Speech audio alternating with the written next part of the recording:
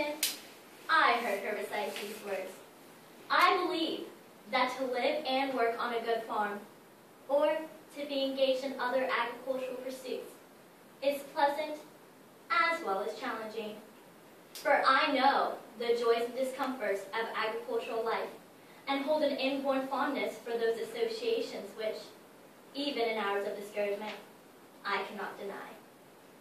Really, listen to those words as E.M. Tiffany wrote them. Even in hours of discouragement, I cannot deny. As I concentrated on those last few impacting words, one topic came to mind: genetically modified food.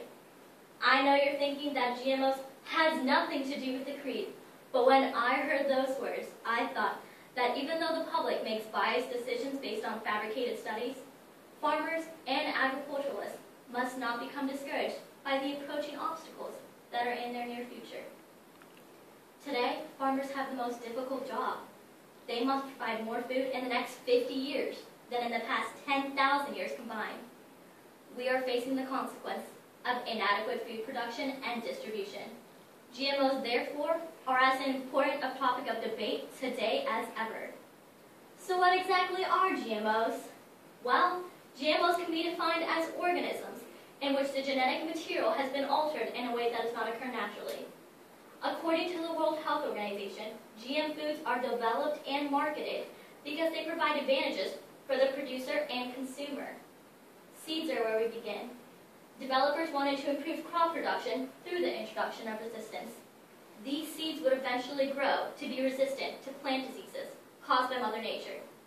This would not only help the farmers' yields, but also help feed our growing population.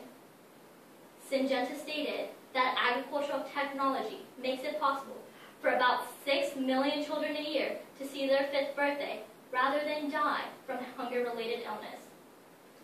Things such as labeling laws and safety concerns impact our farmers and their lives on a daily basis.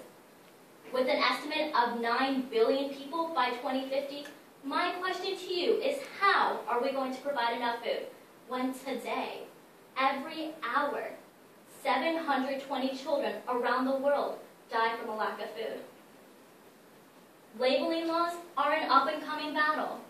With California leading the way with mandatory labeling of genetically engineered food, it scares the public into thinking twice about what product they're choosing.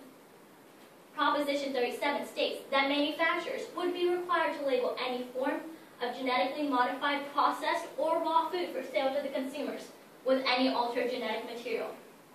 This would prohibit labeling food as natural, diminishing the demographic of consumers.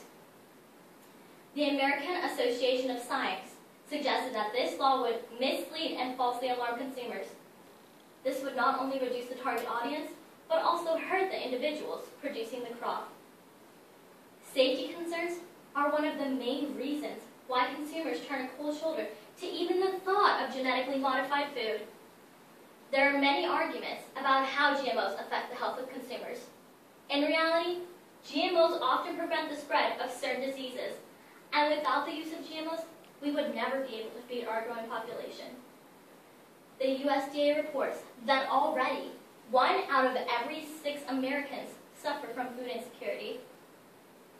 Like with everything in this world, GMOs have pros and cons.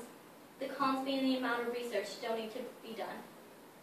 Like progressive agriculturalists, I think we must go forward with the use of GMOs, only to hope through many more years of research.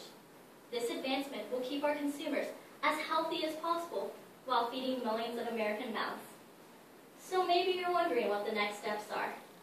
First, I think farmers need to advocate that even though a product might be genetically modified, it is still safe, and not a single proven instance of illness or harm has been associated with genetically modified food. As I mentioned before, our population is growing, forcing farmers to produce more than ever. It's common for the public to get mixed information about scientific studies, which is not only an issue with biotech crops, but other topics as well. You'll often hear the Daily News say that something is good for you, and a month or so later, learn of a report stating the exact opposite. Secondly, the consumers need to become open-minded to the future in agriculture, so we will have the ability to move forward with technology. technological advancements. Lastly, I think it is our responsibility as agriculturalists to make sure society doesn't get confused about conflicting information presented to them. I hope I empowered you today, not only as an individual, but as an agriculturalist, to go out and advocate for the future in agriculture and become an informed consumer in the products that are in our everyday lives. Thank you.